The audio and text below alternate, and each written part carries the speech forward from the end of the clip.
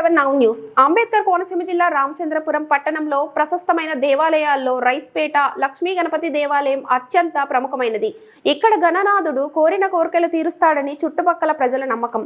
దాదాపు 50 సంవత్సరాల క్రితం గడి సత్యం మరియు రాపాక అప్పారావు సారథ్యంలో సాధారణ పూరిపాకలో వెలిసిన గణపతి ఆలయం నేటికి అంచెలంచెలుగా అభివృద్ధి చెంది సుందరమైన దేవాలయంగా రూపుదిద్దుకుంది. ఓళ్ల శ్రీనివాసు వెంకట జ్యోతి దంపతుల ఆధ్వర్యంలో గత 3 రోజులుగా వేద పండితులు మంత్రోచ్చారణల నడుమ గణపతి హోమము, లక్ష్మీ గణపతి మహాకళ్యాణంతో పాటుగా ద్వారపాలక ప్రతిష్టాది కార్యక్రమం అత్యంత వైభవంగా నిర్వహించారు.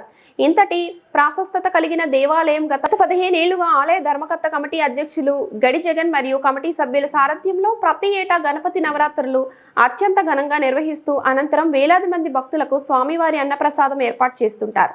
ఈ సందర్భంగా ఆలయ వేద పండితులు చెరుకుపల్లి గణేష్ శర్మ మాట్లాడుతూ దేవాలయంలో ఏర్పాటు చేసిన గణపతి హోమం, మహాకళ్యాణం మరియు ద్వారపాలక ప్రతిష్టాది కార్యక్రమం ఎంతో వైభవంగా నిర్వహించామని, పట్టణ ప్రజలందరూ స్వామివారిని దర్శించుకొని ఆయన కృపకు పాత్రులు కావాలని కోరారు. ఈ కార్యక్రమంలో పట్టణంలోని భక్తులు అధిక సంఖ్యలో పాల్గొన్నారు.